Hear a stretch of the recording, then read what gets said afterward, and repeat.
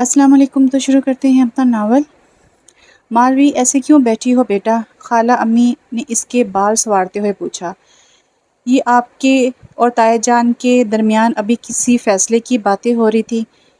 وہ تمہاری شادی کی بات کرنے آئے تھے، مگر وہ تو غالباً آپ سے کسی امانت کا ذکر کر رہے تھے، سعدیہ بیگم نے ٹھنڈی آہ بھر کر کہا۔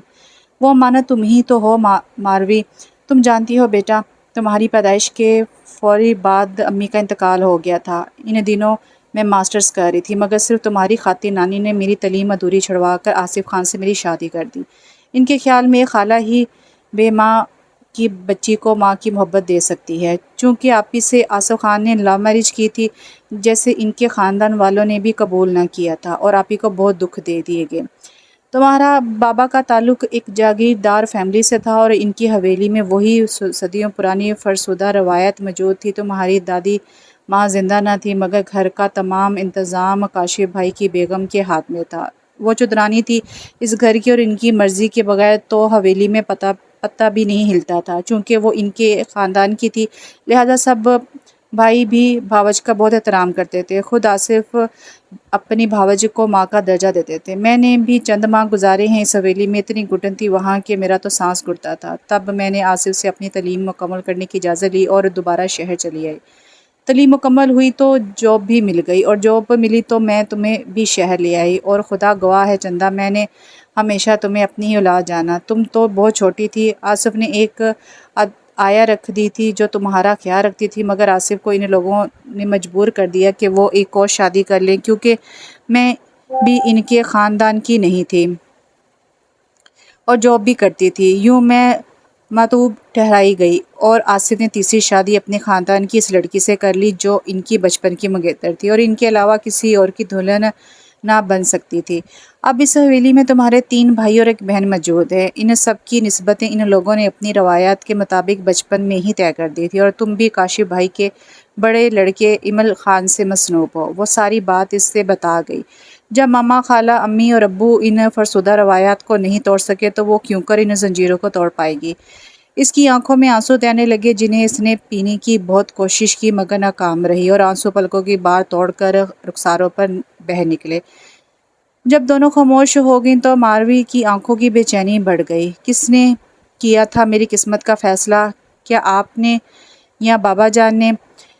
تمہارے بابا جان نے ہی تمہاری تائی ماں کے حکم کے مطابق تمہاری نسبت ایمل خان سے طے کی تھی، اور اس وقت تمہاری عمر یہی کوئی 7-8 ماہ کی تھی، اور آپ نے خاموشی سے ان کا فیصلہ تسلیم کر لیا۔ تو اور کیا کر سکتی تھی؟ ان دنوں تو آصف خان سے مجھے ڈر بھی بہت لگتا تھا، کیونکہ انہیں میں نے بڑے بہنوئی کے روپ میں ہی دیکھا تھا اور عزت کی تھی۔ پھر وہ تمہیں میری گود میں ڈال کر اپنا فیصلہ سنا کر چلے گئے تھے، اور آپ نے فرمانبرداری کے سارے ریکارڈ توڑ ڈالے۔ پڑھی لکھی تھی، باشعور تھی، مگر یہ تک نہ کہہ سکیں کہ جس حویلی میں آپ کی بہن سسک سسک کر مر گئی، وہاں آپ مجھے کسی صورت نہ بھیجیں گی۔ مگر آپ بھی کیوں کہتی یہ سب؟ میں کون سا آپ کی اپنی تھی؟ سعدیہ خالہ نے تڑپ کر اسے گلے لگا لیا۔ بدگمانی کی باتیں مت کرو اور مجھے بے اولاد ہونے کے طعنے مت دو۔ میری تو زندگی کا محور تمہاری ہی ذات رہی ہے ماروی، تمہارا وجود ہی تو میرے جینے کا جواز ہے۔ تو آپ نے تایا جی سے کہا کیوں نہیں کہ آپ یہ سب کبھی نہ ہونے دیں گی؟ اب تمہارے والد کی وفات کے بعد اب کاشف بھائی ہی تمہارے وارث و بزرگ ہیں، وہی مختار ہیں۔ وہ مجبوری میں بولی، اور آپ میری کچھ نہیں لگتی، جنہوں نے مجھے پالا پوسا، پروان چڑھایا، تعلیم دی اور شعور بخشا۔ میں تمہاری ماں ہوں ماروی، مگر اس سلسلے میں مجبور ہوں۔ آصف نے مجھ سے شادی صرف تمہاری خاطر کی تھی، کیونکہ وہ نہیں چاہتے تھے کہ تم کسی دباؤ کے تحت زندگی گزارو۔ ماروین کی اس بات پر تلخی سے ہنس دی۔ کیا خوب! یعنی جن خاتون کے ڈر سے انہوں نے مجھے آپ کی تحویل میں دے دیا تھا، پھر اسی کے بیٹے سے میرا زندگی بھر کا تعلق جوڑ گئے۔ وہ بھی اپنی روایت کے ہاتھوں مجبور تھے بیٹا۔ ایک بار بغاوت کی تھی کہ زرینہ کی بجائے تمہاری والدہ سے شادی کی، مگر اس بغاوت کی ان لوگوں نے انہیں یہی سزا دی کہ اپنی شادی کے سلسلے میں تو تم نے من مانی کر چکے، مگر اب اس بچی کو کہیں باہر نہ بیاہ دینا، کیونکہ وہ اس حویلی کی عزت اور ہمارا خون ہے، اور ہمارا خون باہر کہیں نہیں جاتا۔ یہ تمام باتیں سن سن کر ماروی کا خون کھول رہا تھا۔ اس کا چہرہ غصے سے سرخ ہو گیا تھا۔ اس کے باوجود مجھے حویلی سے باہر پھینک کہا گیا۔ آج 19 برس میری عمر ہو چکی ہے، گویا 19 برس سے میں اس حویلی سے باہر ہوں۔ باہر تو ہو، مگر آصف خان کی بیگم کے پاس ہو۔ گویا ہم دونوں کے لیے اس حویلی میں جگہ نہ تھی۔ پھر آپ سے شادی بھی اپنے مطلب کے لیے کی تھی بابا نے، یعنی میری پرورش کے لیے جو وہ آپ کے ہاتھوں کرانا چاہتے تھے، مگر اس کے باوجود وہ ایک تیسری شادی بھی کر بیٹھے۔ یہ سب ان کی مجبوری تھی۔ بیٹا تم اپنا دل میلا نہ کرو، یہ بڑے بڑے جگیردار جو انسان کو انسان نہیں سمجھتے بلکہ زمین پر رینگنے والے کیڑے سمجھتے ہیں، یہ بھی اپنی خاندانی روایات کے آگے بالکل مجبور ہوتے ہیں۔ سعدیہ خالہ نے بتایا اور وہ ہمارے تشویش کے انہیں دیکھ کر رہ گئی۔ ایک سرد ماروی کے لبوں پر پھیل گئی، لیکن اس نے پھر ہمت کی اور کہا، اور اگر خالہ امی میں اسے شادی سے انکار کر دوں تو؟ وہ بڑی جرأت کے ساتھ بولی، مگر سعدیہ خالہ نے بڑے سکون سے جواب دیا، پھر حویلی میں بھونچال آ جائے گا جس کے اثرات ہم سب پر سے زیادہ ہوں گے۔ تو آخر ہم کیا کریں؟ کیا اس مصیبت سے بچنے کی کوئی بھی راہ نہیں ہے؟ وہ تقریباً رو پڑی۔ ہے بھی اور نہیں؟ کیا مطلب؟ یعنی کوئی رستہ ہے؟ مجھے بتائیں خالہ امی، مجھے وہ رستہ بتائیں۔ ماروی نے بے چینی سے بولی، جیسے بھی ہو، ممکن ہو میں خود کو اس خون آشام حویلی میں جانے سے بچاؤں گی، مجھے وہ رستہ بتائیں۔ اگر میں تمہیں کہیں اور لے جاؤں یا تمہارا نکاح کر دوں تو کاشف خان تمہارا کچھ بھی نہ بگاڑ سکیں گے۔ ویری گڈ، یہ ٹھیک ہے، وہ پرجوش لہجے میں بولی، مگر چونکہ بات خود اس کی شادی کی تھی اس لیے وہ شرما بھی گئی۔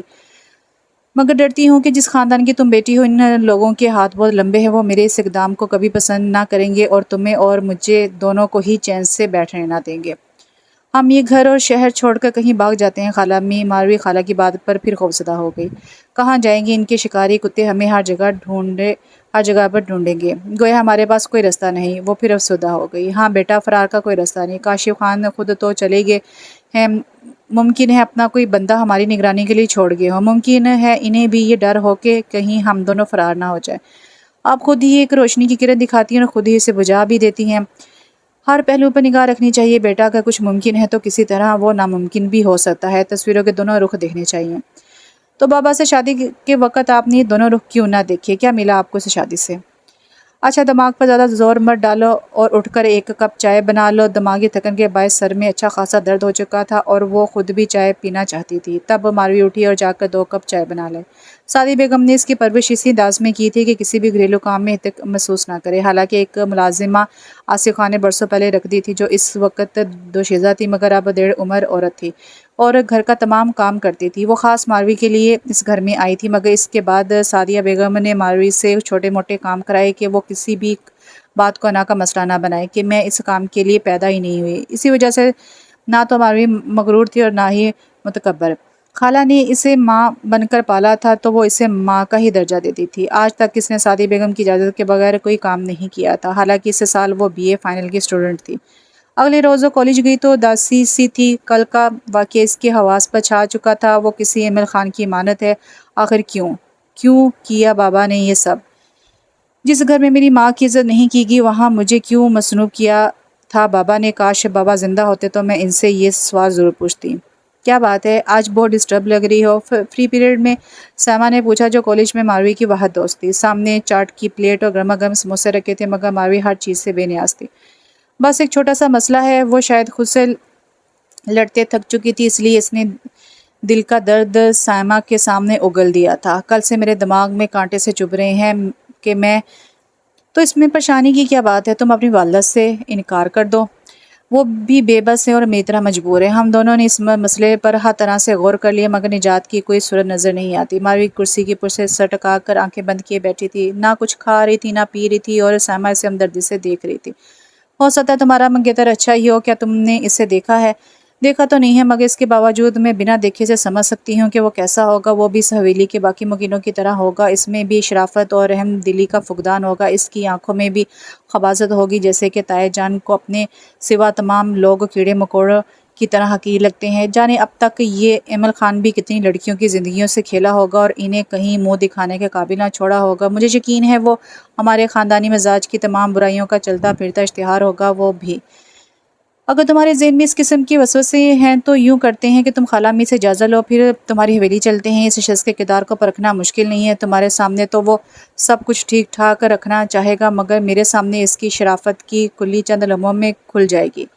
کیا؟ ماروی حیران تھی، مگر سیما مسکرا رہی تھی۔ وہ ایک پروڈیوسر کی بیٹی تھی اور ایک آدھے ڈرامے میں کام بھی کر چکی تھی۔ جی جناب، پریشانی کی کوئی بات نہیں، ہر مسئلے کا حل موجود ہوتا ہے، بس ذرا بندہ ذہین ہونا چاہیے ماروی۔ اس نے اپنا فرضی کالے جھاڑے تو ماروی کے لبوں پر بھی مسکان بکھر گئی۔ پھر کب چلنا ہے تمہارے سسرال؟ اور ماروی نے اسے مارنے کو کتاب اٹھائی۔ भाई वो ससुराल तो तुम्हारी है, इससे तुम इनकार मत करो। सैमा हंसती रही और मारवी के लबों पर भी पुरसुकून मुस्कुराहट दौड़ आई। अब यूं करो कि कल शाम आना और खाला मी से खुद ही बात कर लेना, मैं तो ऐसी अहमकाना बात इनसे कह भी नहीं सकती। अरे भाई, खाला से भी कुछ कहने की क्या ज़रूरत है, सिर्फ गांव की सैर का बहाना बनाते हैं। मेरी खाला अम्मी इतनी अहमक नहीं है जनाब, वो मिनटों में बात की तह तक पहुंच जाएंगी और तुमसे उगलवा लेंगी कि हमें अचानक इस गांव का ख्याल क्यों आया है। अच्छा, अभी कुछ समझती हैं तो समझ जाएं, अच्छी बात है, कोई अच्छा मशवरा ही दे देंगी। पहले अपने घर वालों से तो इजाज़त ले लो। मारवी मुस्कुराई। ये मेरे बाएं हाथ का खेल है, कॉलेज का ट्रिप भेज सकती हूँ या गांव का मंजर पेंट करने का बहाना बना लूंगी। मत झूठ बोला करो, कभी फंस जाओगी। मारवी ने हंसकर कहा तो सैमा बिगड़ी। एक तो तुम्हारी खातिर मैं अपनी नन्ही सी जान पर ऐसे खौफनाक सितम ढाने जा रही हूँ कि खुद को सैमा नखरे चार के तौर पर पेश कर रही हूँ, ऊपर से तनकीद भी कर रही हो। सैमा ने आंखें दिखाई। ठीक है ठीक है, अच्छा तो फिर कब आ रही हो? कल छुट्टी है, मैं सुबह ही आ जाऊंगी, बल्कि नाश्ता भी तुम्हारे साथ करूंगी। अब ऐसी भी क्या जल्दी है, तुम नाश्ते के बाद आ जाना, मारवी शाह से बोली। ज़्यादा अतरा मत, नाश्ता तो तुम्हें ही कराना ही पड़ेगा, वरना इमल खान से निजात दिलवाने की बजाय खाला से कहूँगी जल्द अज जल्द इस लड़की को ब्याह दें। अब पढ़ने पढ़ाने में इसका दिल नहीं लगता, लिहाजा पिया के देश फ़ौरन भिजवा दें।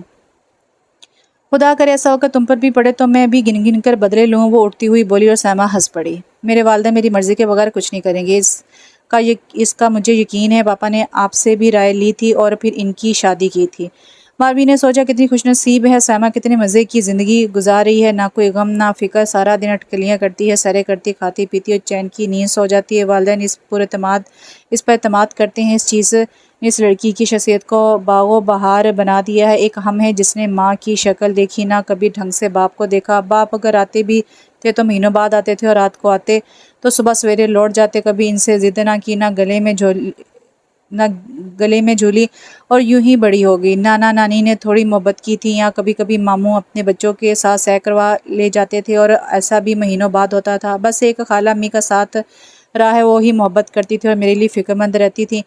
बाकी किसको मेरी परवाह रही है। बाबा ने दूसरी शादी कर ली तो इनके आने का वक्फा और भी तवील हो गया था। अब तो 6-6 माह बाद कभी आ जाते थे, बिल्कुल मेहमानों की तरह, और मैं हमेशा इनसे दूर भागा करती थी।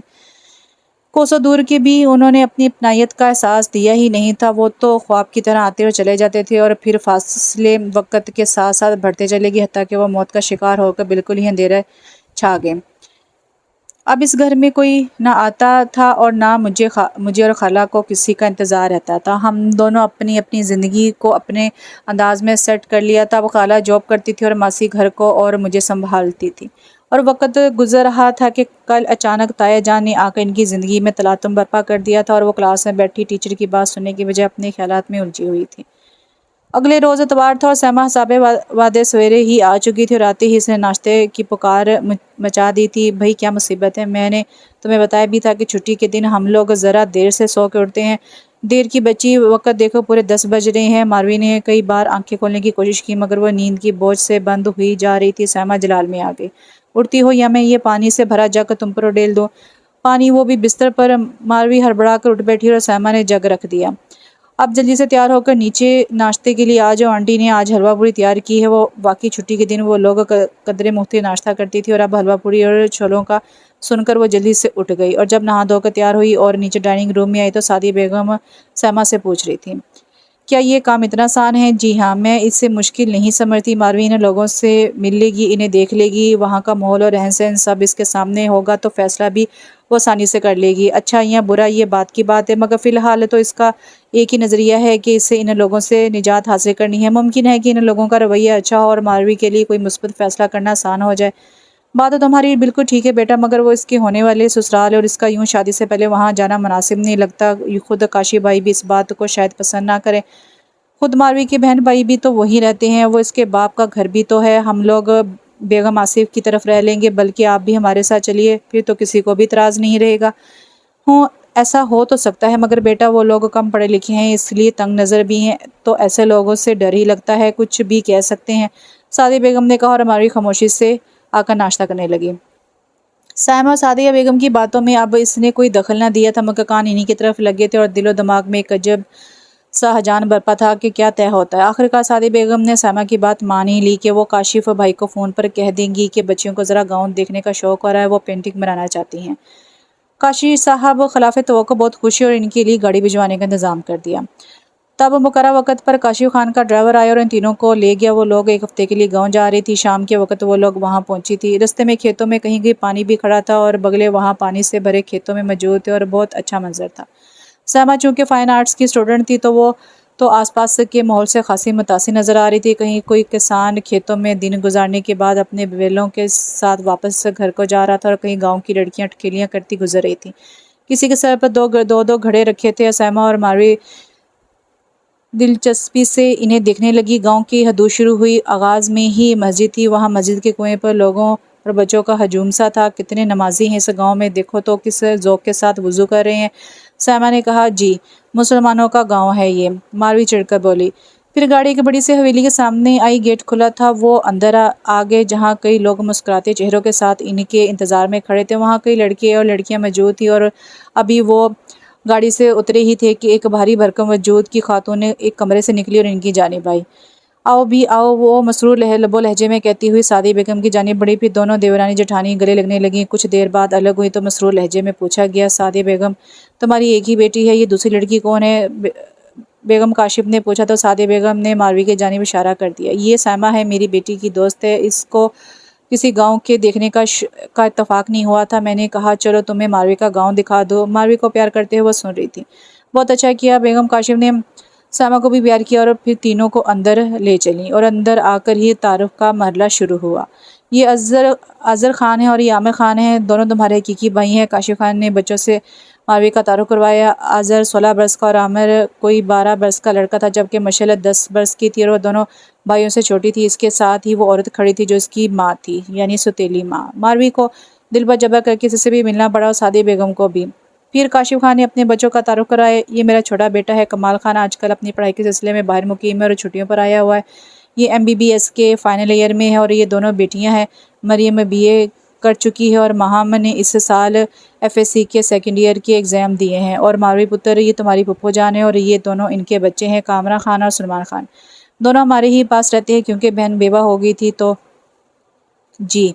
वो पूरे खलूस से इन तीनों से भी मिली, मगर दिल से ये आवाज़ ज़रूर उभर रही थी कि किसी और को ना सही। क्या तुम्हें भी हमसे मिलने की कोई तमन्ना नहीं थी पुप्पो? तुम तो मेरे बाप की सगी बहन थी, मगर क्या तुम्हें भी कभी बचपन में मेरा ख्याल नहीं आया?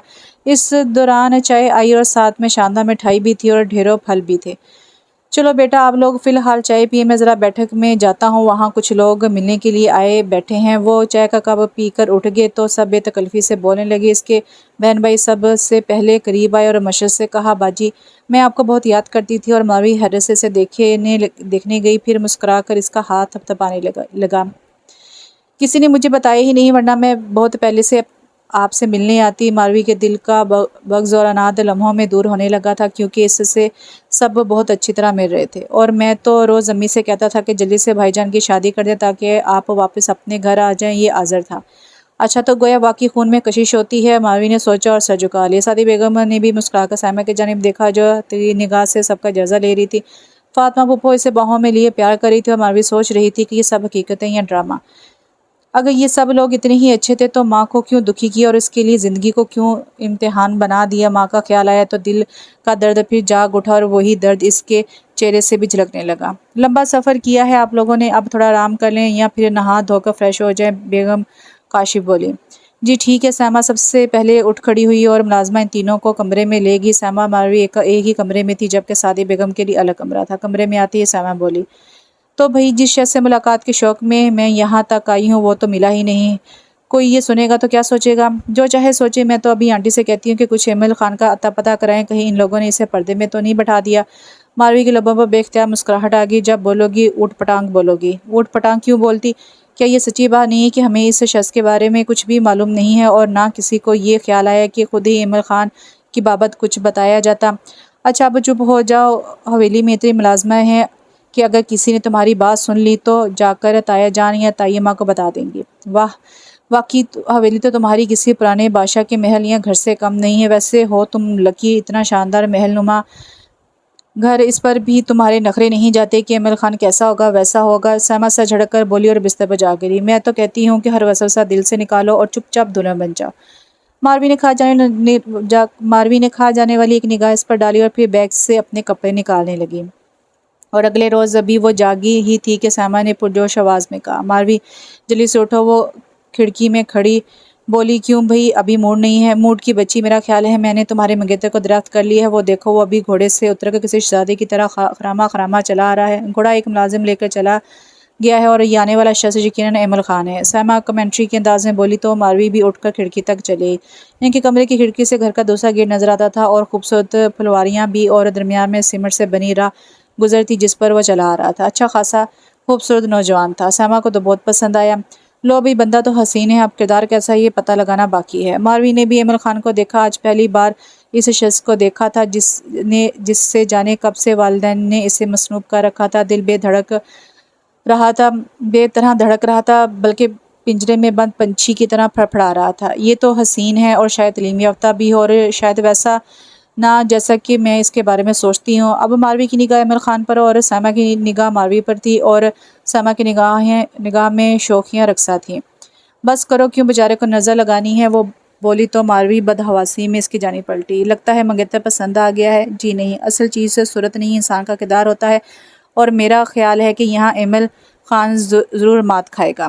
چلو اب وہ ہمارے ہاتھ لگا ہے تو کردار کو بھی پرکھ لیں گے۔ وہ دونوں کھڑکی سے ہٹ گئیں، پھر نہا دھو کر تیار ہوئی، اور ماروی نے ناشتہ اپنے کمرے میں ہی منگوا لیا۔ کیوں ایمل خان کا سامنا کرنے سے ڈرتی ہو؟ نہیں، بس اچھا نہیں لگتا۔ وہ گھبرائی۔ اوہ، تو پردہ فرمایا جا رہا ہے سائمہ؟ نہیں مگر بھئی تم ٹھہری منگیتر، لہٰذا بیٹھو پردے میں تو سب کے ساتھ ہی ناشتہ کروں گی۔ وہ ہنستی ہوئی چلی گئی۔ ڈائننگ ٹیبل پر سعدیہ بیگم باقی فیملی کے ساتھ موجود تھیں اور سائمہ کو اکیلے آتے دیکھ کر سوالی انداز میں دیکھ رہی تھی۔ پھر چپکے سے سائمہ سے پوچھا، ماروی کیوں نہیں آئی؟ اور سائمہ ہنس دی۔ پھر بتاؤں گی آنٹی، فی الحال ناشتہ کیجیے، ٹھنڈا ہو رہا ہے۔ پھر سعدیہ بیگم نے ہی ایمل خان سے سائمہ کا تعارف کرایا۔ یہ ماروی کی دوست ہے اور گاؤں کے مناظر پینٹ کرنا چاہتی ہے، اسے گاؤں کے خوبصورت علاقے دکھا دینا بیٹا۔ بہت خوشی ہوئی آپ سے مل کر، اور یہ جان کر اور زیادہ مسرت ہوئی کہ آپ آرٹسٹ بھی ہیں۔ ایمل خان مسکرایا، جی شکریہ۔ کتنے دن کا پروگرام ہے آپ کا؟ ایمل نے پوچھا۔ گھر آئے مہمان سے ہی پوچھنا زیادتی ہے، سائمہ بے تکلفی سے بولی۔ اوہ آئی ایم سوری، وہ مسکرا دیا۔ ویسے میں نے اس لیے یہ زیادتی کی تھی کہ میں خود چند روز کے لیے بہت شارٹ نوٹس پر رات ہی یہاں پہنچا ہوں۔ ویسے ہوتے کہاں ہیں آپ اور کرتے کیا ہیں؟ سائمہ نے ناشتہ کرتے کرتے بے تکلفی سے پوچھا، تو جواب ایمل خان کی بجائے کاشف صاحب نے دیا۔ میرا بیٹا ڈپٹی کمشنر ہے۔ اوہ، اتنی سی عمر میں اتنی بڑی پوسٹ، واہ کیا بات ہے۔ سائمہ نے کھل کر تعریف کی۔ کاشف صاحب کا سینہ اور بھی پھول گیا۔ بس جی، یہ سب اوپر والے کا کرم ہے، اور بے تحاشا دولت کا بھی، وہ دل ہی دل میں بولی۔ ناشتے کے بعد سائمہ نے یہ خبر جلد از جلد ماروی تک پہنچانا ضروری سمجھا۔ بہت زبردست قسمت پائی ہے بھئی تم نے، ہمارے ہونے والے جیجا جی ڈپٹی کمشنر لگے ہوئے ہیں۔ ماروی ساتھ لائی ہوئی کتاب کی ورگردانی کر رہی تھی۔ سائمہ تنگ آ گئی۔ اب یہ کتابیں تو رکھو، آنٹی نے ایمل خان سے کہہ دیا ہے کہ میں کچھ خوبصورت مناظر پینٹ کرنا چاہتی ہوں، لہٰذا وہ اپنے علاقے کی مجھے سیر کرائیں گے۔ تو جاؤ سیر کرو، اور تم؟ میں ذرا پڑھوں گی، کل سے کتابوں کی شکل نہیں دیکھی۔ ارے ساری زندگی پڑھتی رہنا، مگر ان موضوع کو جاننے اور سمجھنے کا جو نادر موقع ملا ہے اسے مت گوانا۔ آؤ جلدی سے کوئی اچھا سا سوٹ پہنو، پھر چلتے ہیں۔ یہ گاؤں ہے سائمہ، اور یہاں ہم لوگوں کا یوں گھومنا پھرنا اچھا نہیں سمجھا جائے گا، لوگ باتیں بنائیں گے۔ ماروی ساتھ جانے کے خیال سے ہی پریشان تھی، سو جواب دے بیٹھی، تو ہم کو ان گاؤں والوں سے کیا لینا ہے؟ ہم جس مقصد کے تحت آئے ہیں وہ حاصل ہونا چاہیے۔ مگر ماروی کے لیے یوں ایمل خان کے ساتھ جانا بہت مشکل تھا۔ حویلی کے مکین کیا کہتے اور خود ایمل خان اس کے بارے میں کیا سوچتا، وہ یقیناً اس کے بارے میں کوئی اچھی رائے قائم نہیں کرے گا۔ دیکھو ماروی، شادی بیاہ کوئی گڈی گڈی کا کھیل نہیں ہے کہ جسے جہاں چاہا باندھ دیا جائے۔ ہمیں اپنے دل و دماغ پر پورا اختیار ہے کہ تاکہ سوچ سمجھ کر کوئی فیصلہ کر سکیں۔ یہ تمہاری زندگی کا سوال ہے، اور میں نہیں چاہتی کہ تم کسی غلط بندے کے ساتھ بن جاؤ۔ محض تمہاری خاطر میں نے اتنی مشکل سے اپنے والدین کو راضی کیا تھا کہ مجھے تمہارے ساتھ بھیج دیں، کیونکہ میں جانتی تھی کہ تم اکیلی کچھ نہیں کر سکتی سوائے کڑنے کے۔ اس لیے تمہارے ساتھ آئی ہوں تاکہ تمہاری مدد کر سکوں، مگر تم یوں رسی تڑا کر الگ بھاگ رہی ہو تو میں بھی کیا کر پاؤں گی؟ کرنا مجھے نہیں تمہیں ہے، یہ ہم میں معاہدہ ہوا تھا، تم اس کے ساتھ جاؤ گھومو پھرو۔ مرض زیادہ عرصہ اپنے دل کی لگام نہیں کھینچ سکتے، وہ بالآخر گرے گا، اور یہی ہماری فتح اور ایمل خان اور طائے جان کی شکست ہوگی۔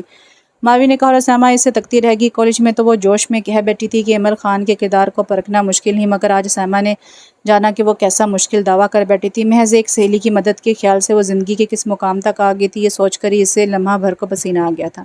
تو کیا تم میرے ساتھ نہیں چلو گی؟ یہ تو غلط بات ہے کہ میں اکیلی اس کے ساتھ پھروں۔ ڈرتی کیوں ہو؟ وہ اتنی ذمہ دار پوسٹ پر فائز ہے، اتنی جلدی تو کوئی عامیانہ حرکت نہیں کرے گا، ماروی کہہ رہی تھی، اور سائمہ کے دماغ کے پردے پر اس کی بیگانگی عجیب چوٹیں لگا رہی تھی۔ اور اگر یوں تنہا پا کر اس نے میری پیشانی پر کلنگ لگا دیا تو؟ وہ بڑی حسرت سے ماروی کو دیکھ رہی تھی، شاید اس کی آنکھوں میں اب بھی رحم کا کوئی شیوا ابھرے، مگر ایسا نہیں ہوا۔ ماروی ٹھاٹھ سے کھانے کی ٹرے اٹھا کر میز پر رکھ رہی تھی اور اپنی کتاب کو واپس بیگ میں رکھ رہی تھی، اتنی بے تعلقی جیسے مسئلہ اس کا نہیں خود سیمہ کا ہو۔ سیمہ کو اس کی یہ آزادانہ بھاری عجیب لگ رہی تھی۔ پھر اگلے ہی لمحے جب ماروی کے ہاتھ میں پسٹل دیکھا تو سیمہ مزید پریشان ہو گیا۔ اب یہ کیا ہے؟ یہ تمہاری حفاظت کے لیے ہے، یہ بابا نے خالہ جانی کو تحفتاً دیا تھا کہ اکیلی شہر میں رہتی ہے اور اکیلی عورت کو 100 مسائل گھیر سکتے ہیں تو وہ اس طرح اپنی حفاظت کر سکے۔ اب یہ تمہارے لیے ہے، جو ہی تم ایمل خان کو حدود سے تجاوز کرتے دیکھو تو بے درک گولی مار دینا، اور پھانسی سے تم مجھے بچا لے جاؤ گی۔ سیمہ جل کر بولی اور اس کا پسٹل والا ہاتھ جھٹک کر غصے میں باہر نکل گئی۔ جلد ہی ایمل خان سے مٹبھیر ہو گئی اور وہ اسے دیکھتے ہی مسکرا دیا۔ کیا بات ہے مس سیمہ، بہت غصے میں ہیں آپ؟ تو سیمہ نے زبردستی مسکرائی اور بولی جی نہیں، ایسی تو کوئی بات نہیں ہے۔ تو پھر چلیے آپ لوگوں کو اپنے گاؤں کی سیر کروا لاؤں۔ آج آپ منظر منتخب کر لیجیے گا اور کل سے اپنا کام شروع کر لیجیے گا۔ جی بالکل ٹھیک ہے، چلیں۔ اس نے ہاتھ سے اپنے بالوں کو ٹھیک کیا اور چل پڑی۔ وہ مسکراتا ہوا جیپ کے ساتھ ہی چل رہا تھا اور پوچھ رہا تھا آپ کی دوست تو گویا پردے میں جا چھپی ہے، اس سے ملاقات کی اب کیا صورت ہوگی؟ یہ سوچنا تو آپ کا کام ہے کیونکہ وہ آپ کی منگیتر ہے۔ ماروی کے نام سے ہی سیمہ کے دل میں ایک طوفان سا اٹھنے لگا تھا اور وہ اب تک ماروی کی باتوں سے سخت منتفر تھی۔ کیسی خودغرض لڑکی تھی کہ اسے آگ میں جھونک کر خود تماشا دیکھنا چاہتی تھی۔ حد تھی خود غرضی کی اور سیمہ کا غصہ انتہا پر پہنچا ہوا تھا اور اسی غصے میں اس نے خود کو طوفان کے رحم و کرم پر چھوڑ دیا تھا اور بے دھڑک ایمل خان کے ساتھ گاؤں کی سیر کو نکل آئی تھی۔ بیٹھے ایمل خان نے اپنی جیپ کا دروازہ کھولے کھڑا تھا اور وہ ٹھنڈی سانس بھر کر بیٹھ گئی۔ ایمل ڈرائیونگ سیٹ پر آ گیا اور جیپ حویلی کے عقبی دروازے سے باہر نکلا۔ ان کی حویلی سے پختہ سڑک شہر تک جاتی تھی اور وہ اسی سڑک پر آ گئے اور گاڑی آہستگی سے چلنے لگی۔ وہی گاؤں کا ماحول تھا، کچی پکی گلیاں، کچے پکے مکان، اور صبح کا وقت اکثر کسان اپنے کھیتوں کو جا رہے تھے۔ بچے گلیوں میں موجود تھے، گندگی کے ڈھیر بھی تھے اور ایمل خان ایسے ہی ایک غلاظت کے ڈھیر کو دیکھ کر مسکرائے تھے۔ میری سمجھ میں نہیں آتا کہ آپ اس گاؤں میں کیا دیکھنے آئی ہیں، بس یہی کچھ ہے یہاں تو۔ وہاں سے نکلے تو لمبے لمبے درختوں میں گرا ہوا قبرستان تھا اور پرندوں کی چہچہاہٹ تھی جو کانوں کو بہت بھلی لگ رہی تھی۔ ذرا آگے گئے تو مسجد تھی۔ اوہ یہ کیسی آواز آ رہی ہے؟ یہ آواز پن چکی کی ہے، بہت ڈسٹرب کرتی ہے اور میرا خیال ہے کہ کل میں نے سنی تھی، ضرور سنی ہوگی۔ گاؤں میں داخل ہوتے ہی آنے والے کا استقبال کرتی ہے یہ، پھر تو دوپہر میں لوگوں کا سونا متاثر ہوتا ہوگا۔ جی نہیں، یہاں محنت کش لوگ بستے ہیں، وہ شہر والیوں کی طرح دوپہر کو نیند نہیں لیتے۔ عورتیں مرد تمام دن محنت کرتے ہیں۔ پھر تو بہت مشکل زندگی ہے، سیمہ بولی۔ اب وہ بہت سکون سے باتیں کر رہی تھی، اپنے اندر کے احساسات پر اس نے قابو پا لیا تھا۔ جیپ گاؤں کے حدود سے نکل کر کھیتوں کی جانب دوڑ رہی تھی اور ایمل خان بتا رہا تھا اللہ کی فضل سے یہ جتنی اراضی آپ دیکھ رہی ہیں چچا جان اور بابا جان کی ملکیت ہے۔ تو انکل تو فوت ہو چکے ہیں، تو پھر ان کی یہ اراضی؟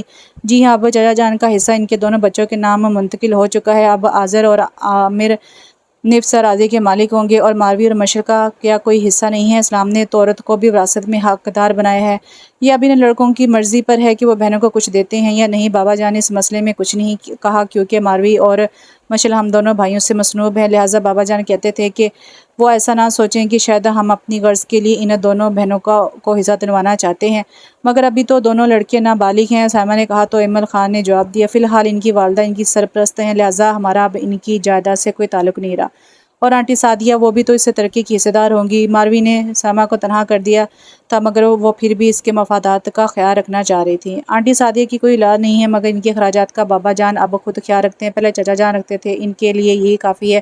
ان کی اپنی کون سی اولاد ہے جس کو وہ کچھ دیں گی؟ دیکھیے ایمل خان، آپ تو پڑھے لکھے انسان ہیں، قرآن پاک اور حدیث بھی پڑھے ہوں گے، اتنی سی بات تو ہم جاہل بھی جانتے ہیں کہ بیگمات کا بھی ترکے میں حصہ ہوتا ہے، اور آپ کے بابا جان خود ان سب کے حصوں کا قرآن اور سنت کے مطابق فیصلہ کرنا چاہیے تھا، کیونکہ یہ زندگی تو بس چند روزہ ہے اور بعد میں سب یہیں رہ جانا ہے۔ قارون کا خزانہ بھی دنیا میں رہ گیا تھا اور اسکندر اعظم جس نے ایشیا تک فتح کے جھنڈے گاڑے تھے وہ بھی دنیا سے خالی ہاتھ ہی گیا تھا۔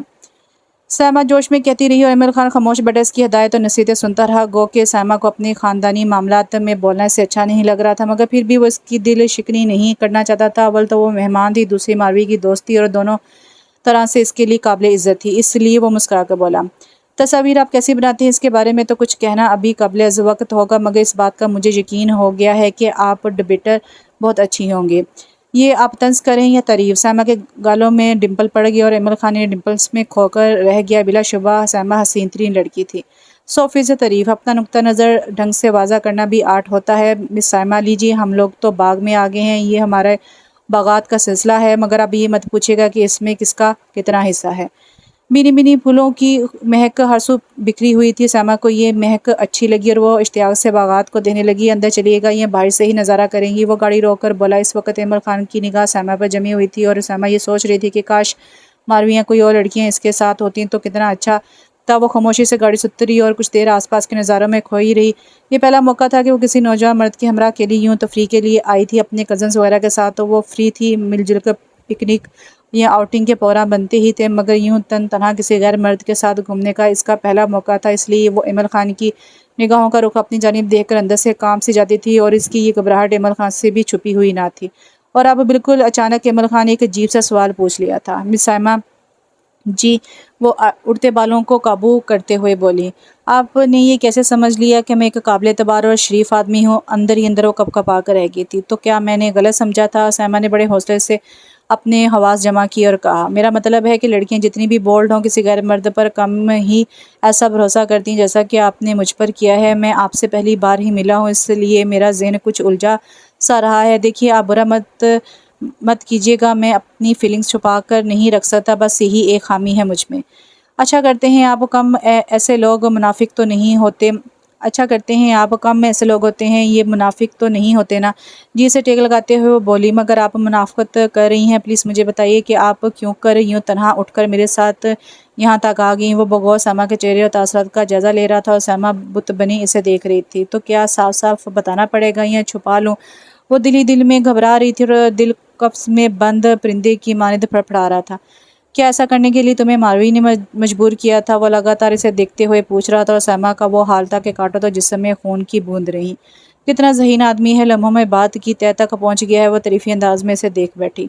واہ ماروی بی بی، مجھے کیوں مجبور کرے گی؟ میں تو خود آپ کے ساتھ آئی ہوں کیونکہ آپ کو ماروی کے حوالے سے اپنا بہنوئی تصور کرتی ہوں۔ تو کیا ہمارے ہاں سالیاں بہنوئی کے ساتھ اکیلی نکل پڑتی ہیں؟ تلخ لہجے میں کہا گیا۔ اب آپ تو تنقید کرے ہیں میری؟ وہ سلگ اٹھی۔ کیا آپ کے ہاں مہمانوں سے ایسا ہی سلوک کیا جاتا ہے؟ وہ الٹا اس پر چڑھ دوڑی اور کہ اس کے سوا اب کوئی رستہ نہیں تھا۔ میں نے کہا نا کہ جب میرا ذہن الجھا ہوا ہو تو مجھے کچھ بھلا نہیں دیتا۔ جب تک یہ مسئلہ حل نہ ہوگا مجھ سے سویا بھی نہیں جائے گا۔ واپس چلتے ہیں۔ وہ بگڑ کر گاڑی کا دروازہ کھول کر اندر جا بیٹھی۔ وہ بھی اندر آگے، مگر اس نے جیپ کو سٹارٹ نہیں کیا تھا۔ سیما، جب تک آپ اس سازش سے پردہ نہ اٹھائیں گی یہاں سے واپس نہیں جا سکتی۔ توبہ توبہ، ایمل خان نے تو بہت مشکل آدمی ثابت ہوا ہے۔ اس نے تو سوچا تھا کہ وہ اس کی حسین صورت کا گرویدہ ہو جائے گا، جیسا کہ عیاش مرد ہر عورت پر لٹو ہو جایا کرتے ہیں، تو وہ انکشاف کر دے گی کہ ان کا منصوبہ تھا یہ اور وہ بھی ناکام ہو چکا، لہٰذا اب ماروی کے لیے اسے نااہل قرار دیا جاتا ہے۔ لیکن وہ ویسا تو کچھ بھی نہ ہوا تھا۔ اس سے تو اپنی اداکاری پر بھی بڑا ناز تھا۔ ایمل خان ان کے منصوبے کو کبھی نہ سمجھ سکے گا اور ان کے فریب میں یہ آسانی آ جائے گی اور وہ دونوں لڑکیاں اس سے ناکو چنے چبوا سکیں گی۔ لیکن ہوا بالکل اس کے برعکس تھا، اور وہ پہلی ملاقات میں ہی سب کچھ جان گیا تھا اور اب اسے مجبور کر رہا تھا کہ وہ بھی سچ اگل دے، ورنہ یہیں بیٹھی رہے گی۔ سچ میں اگر کچھ ہو تو بتاؤ نا، آپ بلا وجہ مجھ سے الجھ رہے ہیں۔ اور ایمل اس کیفیت سے لطف اندوز ہوتے ہوئے کہہ لگا بیٹھا، دیکھو اگر تم واقعی مجھے اپنا بہنوئی سمجھتی ہو تو مجھے سچ بتا دو اور ضد مت کرو، ورنہ ضدی میں بھی بہت ہوں۔ میرے عقل پر پتھر پڑ گئے تھے جب میں نے ماروی کے ساتھ یہاں آنے کا فیصلہ کیا تھا، مگر پلیز میری اس خطا کو بخش دیں اور مجھے واپس گھر پہنچا دیں۔ وہ چونکہ زچ ہو چکی تھی اس لیے گرج رہی تھی اور ایمل اسے گھور رہا تھا۔ تمہاری ڈٹائی پر نوبل پرائز کی مستحق ہے، بہرحال معلوم تو میں کر لوں گا اور پھر تمہیں چھوڑوں گا نہیں۔ وہ غصے میں گاڑی سٹارٹ کرنے لگا اور پھر گاڑی ریورس کر کے حویلی کی جانب چل دیا۔ رستے میں وہ کچھ نہ بولا، اس پر شدید جھنجھلاہٹ طاری تھی اور ایسے میں وہ عجیب خپتی سا لگ رہا تھا اور سیما کو اس سے خوف بھی آ رہا تھا۔ جلد ہی حویلی آ گئی اور وہ یوں بھاگی جیسے اس کے پیچھے جن لگا ہو، اور جاتے ہی وہ ماروی کے کمرے میں چلی گئی، دروازہ بند کر لیا اور پھر دانت پیس کر بولی، بہت جنگلی ہے تمہارا کزن، اسے شک ہو گیا کہ ہم لوگ کسی خاص مقصد سے یہاں آئے اور یہ شک تمہاری وجہ سے پیدا ہوا ہے۔ وہ پھولے ہوئے سانس کے ساتھ بولی۔ کیوں، کیا ہوا؟ ماروی نے فکر مندی سے پوچھا۔ سیما نے سب سچ بتا دیا۔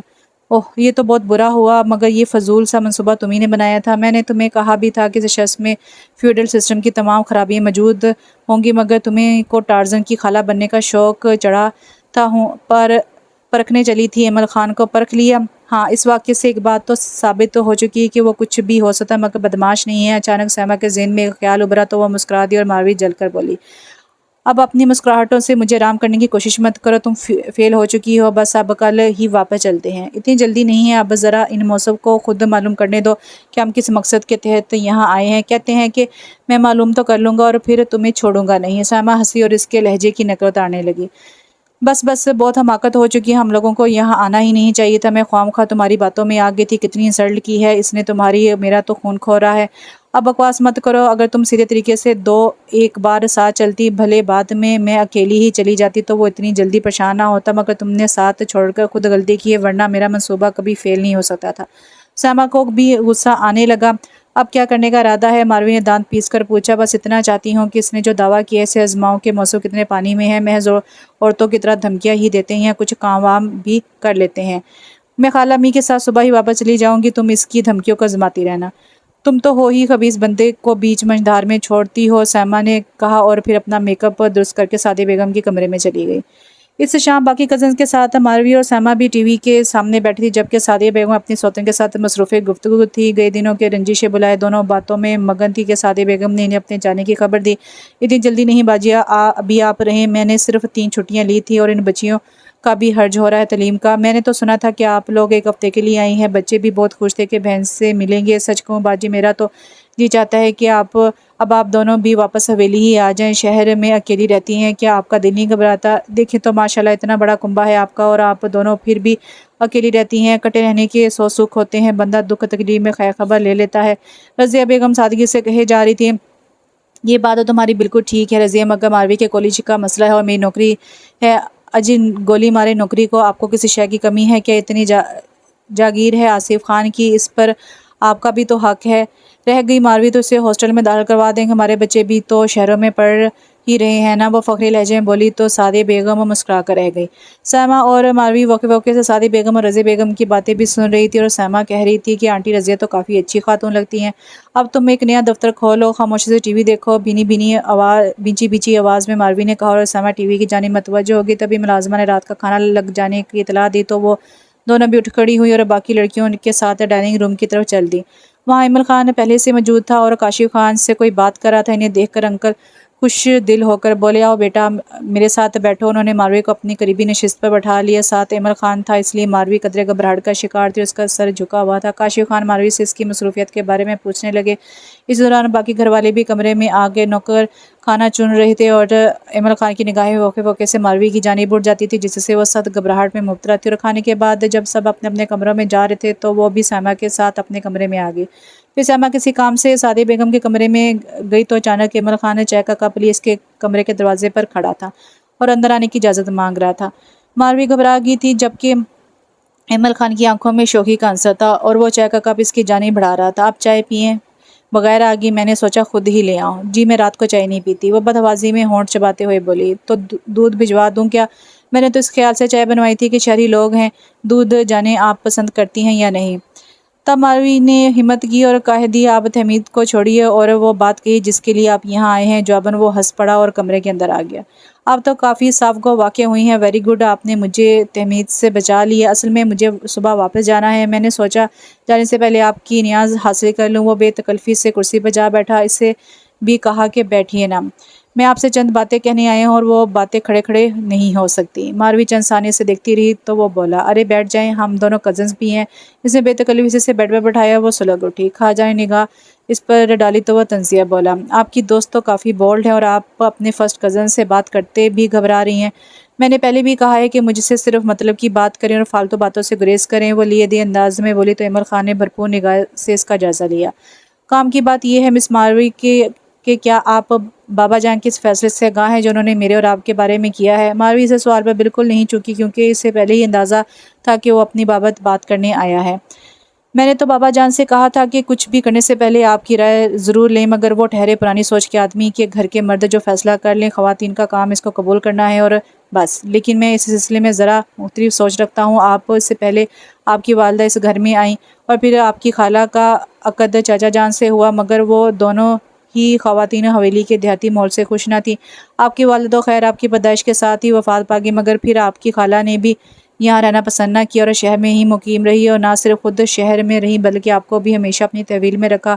آپ یہاں رہی ہوتی تو مجھے آج یہ سوال پوچھنے کی ضرورت نہ ہوتی، مگر چونکہ آپ کی پرورش اس حویلی کے ماحول سے باہر ہوئی ہے اور ہم لوگ ہمیشہ ایک دوسرے سے کٹ کر رہے ہیں، تو میں نہیں جانتا کہ آپ کی سوچ کیا ہے، آپ کی پسند ناپسند کیا ہے، اور آپ خود اس بندھن کی بابت کیا رائے رکھتی ہیں جو آپ کے اور میرے والد نے برسوں پہلے باندھ دیا تھا۔ میں تو ان کی رائے کا احترام کروں گا، مگر اس کے ساتھ ہی میں یہ جاننا چاہوں گا کہ آیا آپ بھی بابا جان کے اس فیصلے سے متفق ہیں یا آپ کو کوئی اعتراض ہے؟ دیکھو ماروی، شادی گڈی گڈی کا کھیل نہیں ہوتی، یہ زندگی بھر کا معاملہ ہوتی ہے، اس لیے میں آپ پر کسی قسم کے جبر کے حق میں نہیں ہوں۔ آپ کو پوری آزادی کے ساتھ اپنے دل کی بات مجھ سے کہہ سکتی ہیں۔ وہ دھیرے دھیرے کہہ رہا تھا اور ماروی بھجا کر اسے دیکھ رہی تھی۔ کیا آپ سچ کہہ رہے ہیں؟ وہ حیران ہو کر پوچھ رہی تھی۔ کیا واقعی آپ کو میری رائے کا احترام ہوگا؟ بالکل احترام کیا جائے گا، آپ آزما کر دیکھ سکتی ہیں۔ اگر میں انکار کر دوں تو کیا پھر بھی؟ جی، یہ بالکل آپ کی مرضی پر منحصر ہے۔ میں نے کہا نا کہ اس سلسلے میں آپ پر کوئی جبر نہیں کیا جائے گا، لہٰذا آپ کے انکار کو بھی جرم یا معوب فعل نہیں سمجھا جائے گا۔ ماروی حیران ہو کر ایمل خان کو دیکھ رہی تھی اور اسے اس کی بات پر ذرا بھی یقین نہیں آ رہا تھا۔ یہ بھلا اس حویلی کا بیٹا کیسے ہو سکتا ہے؟ اس حویلی میں تو میری ماں جبر سہتے سہتے مر چکی ہے اور خالہ امی کو بھی مجرم سمجھا گیا ہے، اور اسی جرم میں آج تک ہم لوگوں کو معاف نہیں کیا گیا تھا۔ یہ شخص جو جھوٹ بول رہا ہے اور محض ڈرامہ کر رہا ہے۔ جی، آپ جلدی بتائیں کہ آپ کیا چاہتی ہیں۔ یہ سوال ایسا نہیں کہ فی الفور اس کا جواب دے دیا جائے، مجھے سوچنے کے لیے وقت چاہیے۔ تو ٹھیک ہے، تم جتنا چاہو سوچو اور پھر اس نمبر پر مجھے رنگ کر دینا۔ اس نے جیب سے اپنا کارڈ نکال کے اس کے جانب بڑھایا اور پھر کمرے سے نکل گیا، اور ماروی دروازے میں کھڑی دیر تک اسے حیرت سے دیکھتی رہی۔ کہیں یہ شخص کوئی چال تو نہیں چل گیا؟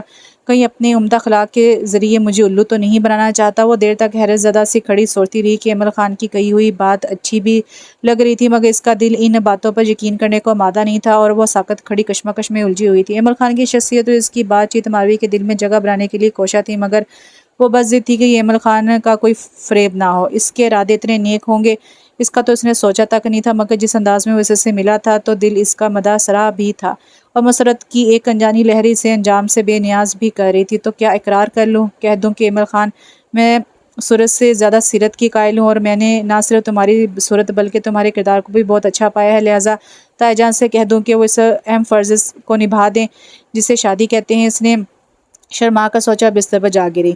ایمل واقعی ایک اچھا انسان تھا، اس کے دل کو یقین ہو گیا تھا۔ اس نے ماروی پر کوئی جبر نہیں کیا، کوئی دھونس نہیں جمائی۔ پھر خود سیما نے گواہی دی کہ وہ ایک شریف انسان ہے۔ اب اس سے زیادہ مجھے کیا چاہیے؟ میں اپنا شریک سفر ایسا ہی تو چاہتی تھی جس کے دامن پر بے حیائی کا کوئی دھبا نہ ہو۔ اللہ کا شکر ہے کہ ایمل کا کردار بے داغ اور صاف شفاف ہو۔ وہ تمام رات خوشگوار انداز میں سوتی رہی، پھر پرسکون نیند سو گئی۔ اگلے روز صبح وہ اٹھی کہ آج ایمل خان کو واپس جانا تھا، اور جانے سے قبل وہ اس کے سوال کا جواب دینا چاہتی تھی۔ اس سلسلے میں آج اس نے سیما سے کچھ بھی نہ کہا تھا اور دبے پاؤں کمرے سے نکل آئی تھی۔ اذانیں کب کی ہو چکی تھی، مگر ابھی صبح کا اجالا مکمل طور پر پھیلنا شروع نہ ہوا تھا اور کائنات ہنوز قدرے اندھیرے میں ڈوبی ہوئی تھی۔ اس نے سب سے پہلے نماز پڑھی اور پھر یہ سوچ کر کہ جانے ایمل خان کس وقت واپس چلا جائے، پھر اسے بات کرنے کا موقع ملے نہ ملے، اسے بھی ابھی بتا دینا چاہیے کہ وہ کیا چاہتی ہے۔ وہ بے خودی کے عالم میں برآمدے سے گزر رہی تھی کہ دوسری سمت میں مردانہ کمرے تھے اور ایمل خان کا پہلا کمرہ تھا۔ اس نے تیز قدموں سے ایمل خان کے دروازے تک پہنچ کے دستک دینا چاہیے، مگر کئی کمروں میں روشنی دیکھ کر اپنا ارادہ ملتوی کر دیا۔ کسی نے مجھے دیکھ لیا تو کیا سوچے گا کہ آصف خان کی بیٹی یوں بے تکلفی سے غیر مردوں کے کمروں کے پاس جاتی ہے؟ وہ اس خیال سے ڈر گئی اور جلدی سے واپس اپنے کمرے میں چلی آئی۔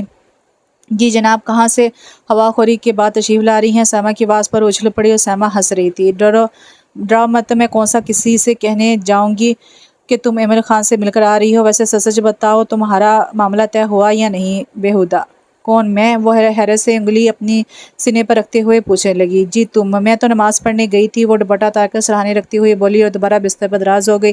ہو سکتا ہے تم نے نماز پڑھی ہو، مگر جس انداز میں تم چوروں کی طرح کمرے سے نکل کر مردانے کی جانب گئی ہو، اس سے میرا تو خیال یہی ہے کہ تم ایمل خان سے مذاکرات کے لیے گئی ہو۔ خدا کے لیے سونے دو مجھے، ماروی نے کہا اور سچ مچ سونے کی کوشش کرنے لگی۔ یعنی کہ اب ہم سے بھی چھپایا جائے گا؟ وہ ضد کرنے لگی اور ماروی چپ چاپ آنکھیں مودے پڑی رہی۔ تھک کر سیما بھی دوبارہ سو گئی۔ صبح 9 بجے دروازے پر دستک ہوئی۔ ماروی کی آنکھ کھلی اور اسی نے دروازہ کھولا اور اب وہ حیران سی سعدیہ بیگم اور ایمل خان کو دیکھ رہی تھی۔ جی خالہ امی، بیٹا ایمل خان جا رہے ہیں، تم سے ملنے آئے ہیں۔ جی، وہ سر جھکا کر کھڑی ہوگی۔ میں جا رہا ہوں ماروی، آپ سوچا آپ سے ملتا چلوں۔ وہ سعدیہ بیگم کے ساتھ کمرے میں چلا آیا تھا اور وہ سر جھکائے کھڑی تھی اور شکریہ کہہ رہی تھی۔ اس بار تو بہت مختصر ملاقات رہی، مگر انشاءاللہ پھر ملیں گے۔ وہ مسکرایا۔ جی انشاءاللہ، ماروی نے کہا اور پھر ادھر ادھر دیکھنے لگی۔ تب وہ اٹھ کھڑا ہوا اور خدا حافظ کہہ کر باہر نکل گیا۔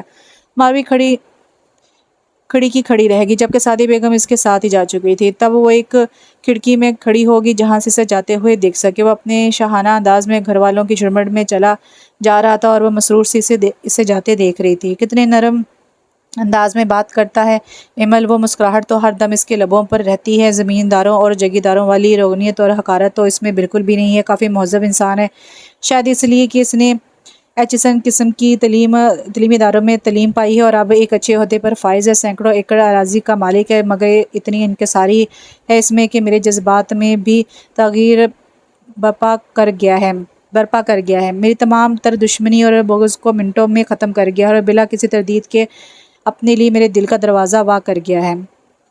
फिर ख़ानदान वाली से रुखसत करके पलट आए और इमल खान की जीब हवेली के बड़े दरवाजे से बाहर निकल गई तो वालिदैन अफसुदा से बाहर इसे वापस जाते देख रहे थे और बहन भाई भी उदास थे। मारवी ने सामा को जगाया। क्यों भाई, क्यों जागूं, अभी सोई थी, मुझे नाश्ता करना है, भूख लगी है तो जाकर खा लो, मैं तो अभी सोऊंगी, तुमने आधी रात को डिस्टर्ब कर दिया था, अब शदीद नींद आ रही है, आधी रात की बच्ची, उठो अब। मारवी ने ज़बरदस्ती चादर इस पर से खींच ली। क्या मुसीबत है, सोने भी नहीं देती हो क्या इधर ही सोते रहना है, घर वापस नहीं जाना, सामा कह रही थी, एक खुली और एक बंद आंख के साथ मुस्कुरा रही थी। खैर तो है, आज सुबह ही सुबह वापसी का ख्याल आने लगा तुम्हें, तो मारवी भी मुस्कुरा दी। ज़्यादा बकवास मत करो, जल्दी से तैयारी करो, हम भी अब यहाँ नहीं रहेंगे।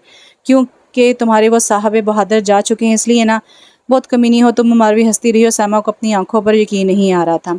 इतनी जल्दी तुम्हारे दिल की बर्फ़ पिघल जाएगी, ये बात आसानी से समझ नहीं आ रही। सामा इसे छेड़ती रही और मारवी के दिल में मसरत की फुलझड़ियाँ फूटती रहीं, इसलिए कि अभी तुम्हारी ज़िंदगी में कोई शख्स तुम्हें मोहब्बत के मानी समझाने के लिए नहीं आया। जिस दिन वो आएगा तो तुम भी सब कुछ समझ जाओगी। मारवी शर्मीली मुस्कुराहट के साथ बोली, ओ तो ये बात है। वो जोश में उठ बैठी और शौकी से मारवी को देखने लगी। तब अगले ही रोज़ इन लोगों ने भी कसदे सफ़र किया और जाते हुए सादी बेगम हो या रज़िया बेगम हर शख्स से खुशदिली से मिली और हवेली की मकीनों ने भी तीनों को तोहफे तोइफ से लाद कर रवाना किया। सामा बहुत खुश थी। भाई तुम्हारे ससुराल बहुत पसंद आया, शुक्रिया। मारवी भीनी भीनी सी कह रही थी। शहर आए इन्हें तकरीबन 1 माह हो गया था। इस दौरान हवेली से ताया जान, ताई माँ, रज़िया बेगम और तमाम बच्चों के फ़ोन आ जाते जिन्हें ये खुश दिली से अटेंड करती। ताया जान आए रोज़ कुछ ना कुछ भिजवाते रहते और इस रोज़ काशिफ खान का फ़ोन आया तो मारवी बेतकल्फ़ी से कह रही थी, ताया जान आप लोग भी यहीं शहर में सेटल हो जाए ना। मगर बेटा यहाँ तुम्हारे पुरखों की सैकड़ों एकड़ ज़मीन अराजी है, इसे कौन संभालेगा। आसिफ ने शहर में सेट होने की कोशिश की थी, मगर कई बरस शहर में रहकर भी इसका जहन अपने आबाई गांव में अटका रहा था, इसलिए वो शहर का नहीं हो सका था और गांव से इसका रिश्ता बरकरार रहा था। तुम्हारा असल घर भी यही है बेटा, घबराओ मत, यहाँ तुम बहुत खुश रहोगे और खुदा न खास्ता अगर खुश ना रह सकी तो शहर लौट जाना। जब तक इमल खान की जॉब है वो भी तो मुख्तलिफ शहरों का बासी रहेगा और तुम्हें तो वहीं रहना है ना जहाँ मेरा इमल होगा, मगर रिटायरमेंट के बाद तो वो भी पलट आएगा और तुम्हें भी लौटना होगा। और मारवी के चेहरे पर फिर हया की लाली फैलने लगी। ठीक 2 माह बाद अचानक इमल खान का फ़ोन आ गया।